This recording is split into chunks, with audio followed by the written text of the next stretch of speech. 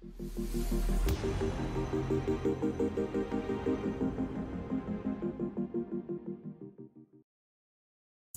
it is, guys, you got Lord of Toons here today, and today we're bringing you a budget deck tech video for Riptide, Lurker of the Deep. Kicking off as our second episode here for our budget series, we're going to go ahead and get straight into the deck list. Alrighty, so let's go ahead and cover Riptide's ability first. So Riptide has the ability of whenever you play a card from hand, you may put a card from hand face down into your arsenal. Essentially, this allows us to play a card from play one of our buff cards to be able to knock one of our arrows face down and then flip it over with our weapon of Barbed Castaways to be able to give it a name counter and fire off with some extra bonuses. The second part of Riptide's effect is whenever a trap you control triggers, deal 1 damage to the attacking hero. So we're playing a lot of hefty trap cards here to be able to trigger them easily and ping our opponents for 1. As I said, our main weapon we'll be using here is the Barbed Castaways here. It has the once per turn instant of paying 1 to put an arrow from our hand face up into arsenal. We really won't be using that first effect as often, just unless we're on a last ditch resort.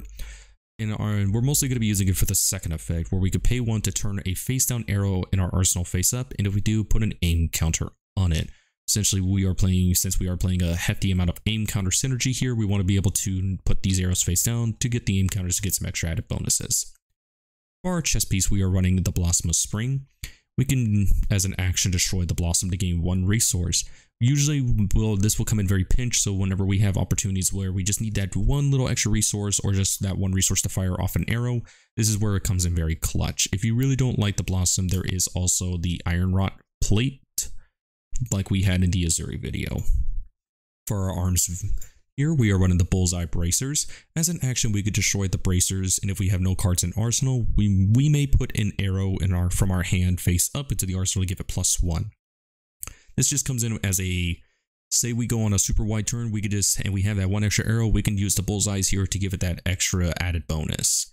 And also it does come with the included Arcane Barrier 1 as a little icing on the top. For our headpiece, we are running the Mask of Malicious Manifestations. As an action, we could pay 1 and put a card from our hand or arsenal on the bottom of our deck to destroy the mask and reveal cards on the top of our deck until we reveal an attack action, then shuffle, put in our hand, and then shuffle the deck. This is going to be very good on turns where we don't have an arrow in our hand or any form of attack, so this just lets us guarantee that we have something to play on our turns in case we have a really bad hand. And if need be, we also have the 1 block here in case of dire situations. For our legs, we are running the Snapdragon Scalers here. As an attack reaction, we could destroy the Scalers to give target attack action would cost 1 or less, get go again. So this essentially allows us to be able to shoot potentially 2 to 3 arrows on that 1 turn. So let's go ahead and get into the core part of the deck here. So we are running 3 copies of Barb Undertow here. Barb Undertow is a 1 for 5 that has the ability of, if it has an aim counter on it, it gains when this hits a hero, choose red, yellow, or blue until the start of your next turn. They can't pitch the cards of the chosen color. Like I said, we have a lot of aim counter synergy in here, and we want to be able to get this effect off, make it where our opponents can't be able to pitch off specific certain colors. Usually will end up being blue. One key factor though that we got to keep in mind, whenever we want to put aim counters on this, that means we're adding essentially an additional resource into our arrows. So for this scenario, we'd be adding 1, so this would now be a 2 for 5. So really keep that in mind. Sometimes if we have that extra floating, go ahead and do it, and sometimes if we don't, it might be better just to not try and put the aim counter on it. We are running a rainbow of Bolt and Shots here. Bolt and Shot is a really good card. It's probably the best Ranger card in my opinion.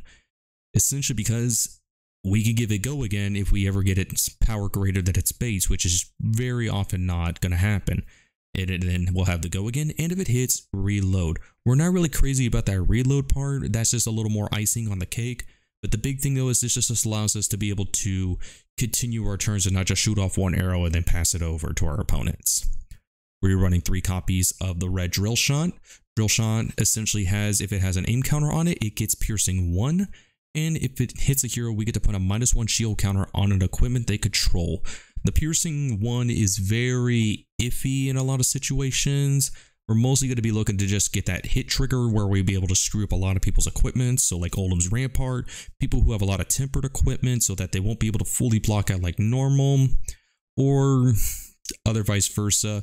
just make it a lot more difficult for them to block out a lot of certain things. Or maybe they got that blade break thing and now they can't even really use it to block. Odds are you kind of want them to use it to block, but like if we put it on, say, their tunic, now they don't have they don't have the block tunic now, which makes it a little bit harder now. Yeah, they get to keep the tunic, but now they won't be able to block with tunic. We are running the red copy of Falcon Wing here. Falcon Wing is if it has an aim counter on it, it gets +1 and it has innate go again on it. So essentially this is one of our wide arrows here. Even if we don't put the aim counter on it, this is still a 3 with go again, 6 by 6+ whenever we go to buff it up. So if we have that extra floating resource, we could go ahead and make this into a breakpoint. Really nice arrow in my opinion. We are running the rainbow here of the infecting shots. Infecting shot has it where if it has an aim counter on it, it has +1. And whenever it hits, we get to create the Blood Rot Pox token under their control. This is probably the jack of all trades diseases. Nothing really powerful about it, but nothing very too weak either. Usually just makes it to where our opponents either take 2 damage on their turn or they pay the tax. And again, keep in mind, if we want to have that aim counter, this is now becoming a 2-4-6 now, which is still not bad, but sometimes just getting that 1 for 5 is still hitting a breakpoint, makes it harder for them to block it out. We are running the 3 copies of Lace with Blood Rot here. This essentially says where our next arrow this turn will get +3, and if it hits, create the Blood Rot Pox token under control. Again, it's the jack of all trades diseases, and it just makes it to where some of our arrows like say Bolton Shot, Falcon Wing, even Barb Undertow now has another on hit on top of having on hit now effect. We are running 3 copies of red Nimbleisms here. Nimbleism is a very generic, very basic. The next attack action card that costs 1 or less gets +3. So essentially we could play this card, trigger our Riptide to be able to knock one of our arrows in, and now hit him for a really big amount of damage. We are running 3 red Release Detentions here. This allows it to where our next arrow gets +3, and defense reactions can't be played from Arsenal, this Chain Link. This is usually really a nice, good, one of the probably better buff arrow cards, just because this makes it to where if they had like the Sink Belows, or even like say Unmovables, or anything big in their arsenal, now they can't really freely block out. We are running 3 red copies of Searing Shot here. This is a 0 for 4 that says if it hits, they lose 1 extra life. So if they don't block this, it is now coming in for 5 damage. Searing Shot is just a really nice card because it hits that breakpoint and just adds a little bit of extra ping damage. We're running 3 red copies of Sedation Shot here. Sedation, just like the Infecting Shot has, if it has an aim counter, it has +1. But this one creates the Inertia token under them. Inertia is probably, in my opinion, the second best disease compared to Blood Rot, even though I think Blood Rot, again, is the best one in my jack of all trades thing, but I think Inertia is probably number 2 due to the fact this makes it to where our opponents can no longer arsenal a card, and they have to kind of play out their turns now. And we are also running the 3 legendary specializations of Riptides. We're running his Buzzsaw Trap, the Collapsing Trap, and the Spike Pit Trap. So Buzzsaw Trap, all the traps from Outsiders all block for 3. But Riptides are really nice because they're blue pitches, so it makes it a lot easier for us to have some extra resource generation in this build. So the Buzzsaw Trap's trigger is if it defends an attack with power greater than its base, and then the attack can't gain power this turn. Its power becomes its base. This is a really nice card because I could tell you from a story, I was playing my Reinhardt deck and one of my buddies was playing Riptide, obviously. And I managed to quad intimidate all of his cards away. And I'm coming in for at least over 16 points of damage. He had the Buzzsaw Trap just lying in Arsenal, blew the whole table's mind. We were all laughing and everything. From my crazy powerful turn become just nothing. He only took 3 damage. It was a hilarious play, and there are just going to be moments like this that are just hilarious. The Collapsing Traps trigger, though, has to defend an attack with Go again. The attacking hero discards their hand, then draws that many cards -1. This is a really great card when it comes to aggro decks, so like if they're popping off in their Art of War turns, or let's say they're boosting out or Dash is boosting like crazy. You just play this trap, they gotta get rid of their hand, and now they might get something that's just bad compared to what they had. It just mind boggles me that this trap is just so good. I wish they would have made this not a legendary card. And for the last trap of his is the Spike Pit Trap. This one has to defend When this one defends, the trigger is the attacking hero has played or activated a reaction, this chain link. They put the top card of their deck into their graveyard, then lose X life, where X is the number of cards in their graveyard with that same name. This is really nice at the decks that play a lot of rainbow style cards. So Dash, for example, plays all 9 copies of Zipper Hits, 0 to 60s, Throttles. Brutes play all the beatdowns. A lot of heroes, or even Dromai with all of her dragons. This just helps us be able to get a little extra more damage in than just pinging them for 1. It's crazy sometimes how many times this can... I think the most I've seen this do is possibly 4 damage. I know that sounds like a little, but you're looking at 4 plus 1. So 5 damage total. That's pretty not bad for a block on 3. So as you can see, our sideboard option is 30 cards. We have a lot of cards in our sideboard because we want to be able to... We're trap build, so we're going to want to look around building our... essentially laying out our trap cards for the perfect strategy, for the perfect decks or strategies. So we're running 3 copies of Fletch a Red Tail. Fletch the Red Tail has, excuse me, it costs 1 and your next arrow attack gains +4. So we're already giving our next arrow a breakpoint. But if it has an aim counter, it gains red cards have -1 defense while defending this. This is mind-boggling when we're going against aggro builds or even mirror matches, because now their arrows, or not their arrows, their blocks are now a lot more difficult for them, making it easier for us to trigger on hit effects. We are running 3 copies of the Frailty Trap. Frailty's condition is it defends an attack with Go Again, and it creates the Frailty token under them. Again, we're looking to find traps that are easily accessible, not really accessible, but easy to trigger so that we can ping our opponents for 1 while giving them some disruption. Frailty is a really nice one. Go Again, that's almost on every hero. Minus our big boys like Oldhim or Brutes because they get action points. Given the Frailty though to Dash, Katsu, even Dorinthia, it's sometimes really good, or even to mirror matches. Given arrows -1 is really powerful, folks. We are running 3 copies of Immobilizing Shot in here. Immobilizing Shot is a 0 for 4 that has, if it has an aim counter, it has, when it hits a hero, they can't play more than 1 attack action card and 1 non-attack action during their next action phase. This is simply a mini Red in the Ledger, but this is mostly going to be coming in against aggro-based strategies, so it makes it to where they can no longer pop off. We are running 2 copies of the Inertia Trap here. Inertia's trigger is if it defends an attack with power greater than its base, and we get to put the Inertia token under them. Like I said in my Azuri video, putting the Inertia during their turn makes it a lot more difficult than giving an Inertia at the start of their turn. We are also running 2 Lace with Frailties and 2 Lace with Inertias. Just in case we might not want the Blood Rocks Lace, we could come in with these ones. All of the laces have the same effect of giving +3 to our next arrow and then creating a disease of whichever one it is. So Inertia for Inertia, Frailty for Frailty.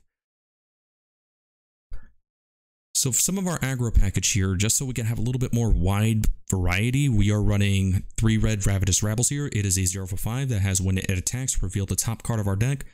And this gets -X power, where X is the pitch value of the card revealed that way. So we're running a lot, and I mean a lot of reds. So it makes it guaranteed that we're usually going to just give it a -1. So this is freely a 0 for 4 with Go Again. Very standard, very basic aggro card. We're also running 3 red copies of Scar for a Scar. It is a 0 for 4, and it has whenever you play Scar for Scar, if you have less health than an opposing hero, it gains Go Again. Because Riptide starts on a little bit less life at 38, this allows us to be able to have extra Go Again. Not really Go Again, but extra wide turns, because all of our traps do block for 3, so a little bit of damage is coming through us. So some of our other traps cards we are also running is 2 copies of Boulder Trap here. Boulder Trap's triggers whenever it defends an attack with power greater than its base. Then we get to put a -1 shield counter on an equipment the attacking hero controls. This is mind-boggling, so if Oldhim is swinging in with, say, his Titan's Fist, or even Brute swinging in with Rompet Club, Warriors, X, Y, and Z, being able to just put another -1 equipment on them. So, like I said during our drill shot little drill shot talk, being able to put it on the Rampart or on cards that just they were going to look at a block and make it a lot more difficult to block is just really nice to have. we are running 2 copies of Pitfall Trap here. Now this is from the old Crucible of War trap cards. So this trap can only be played from Arsenal, but it allows us to do 2 damage to the attacking hero unless they pay 1. Now a crazy synergy here we could do is because Riptide's ability has where whenever we play a card from our hand, we get to, if our arsenal's empty, we get to put a card face down. So let's say we have 2 trap cards in our hand, we have that in the Pitfall, we could play, say, Boulder Trap first, use Riptide's ability, and then lay the Pitfall Trap down. So it's a nice little synergy there. We can ping our opponents for potentially then for 2 off of Pitfall if they choose not to, plus 1 more from Riptide's ability, plus 1 more then from the other trap. So 4 damage on the opposing turn. That's just really, really powerful. And to kick off our final traps is 2 copies of Tar Pit Trap. The condition of this one is defending an attack with Go Again, and it makes it to where the next time an attack action card hits this turn, effects don't trigger. This is really, really nice to build. So like let's say Briar ends up giving a Snatch with Embodiment of Lightning, because as Go Again, now they don't get the hit draw a card effect. Or there is a lot of those Draconic Chain Link cards from Fi. There's just a lot of nice scenarios where this can come in, and again, it is a very easy trap card to trigger. So an alternative weapon we do have in here is the Dreadbore. Dreadbore has it where we could pay 1 and we could put an arrow from our hand face up to an empty arsenal zone we control. If we do, it gets +1 until end of turn. That comes in very niche situations, so like say for our disease arrows or our anything really with Falcon Wing. Excuse me. It comes in to where that's okay and everything, but the main reason we have it is for the passive ability on the bottom where it says arrows you control have defense reactions, can't be played from hand this chain link. This is really nice because now it's forcing our opponents to put their reactions into Arsenal. And then if we were to say pair this off with Release the Tension, where they can't play it from Arsenal, it makes it to where the arrow is just can't be no defense reactions in general then, which makes it a lot more difficult now for our opponents to block anything. Or, as I found out during a pro quest when I took Azalea before Outsider's Note, that passive ability made Icelander struggle just because now they got to put their defense reactions that they have all into Arsenal, which screws up how they want to disrupt my turn. It's a really nice thing to have. If you don't like it, there is also possible Death Dealer plays, but I think Dreadbore is just nice for that passive ability. And to finalize our stuff, we are also running 1 copy of Null Rune Hood and 1 copy of Null Rune Robe, just to have Arcane Barrier 3. If you don't think you need the Arcane Barrier 3, you can always replace these for a little bit of extra traps or some extra arrow cards. I hope you guys all like this video. If you guys think this build is nice, or if there were some other cards that you guys would like to throw in, let me know down in the comments below. Make sure to go ahead and send a like, share this out with everybody else, as we will be bringing out the next hero relatively soon, which will be Arachne, the Huntsman. Not solitary confinement because he does not have an adult form. But anyway, this is Lord of Toons signing off, and we'll see you all in the arena.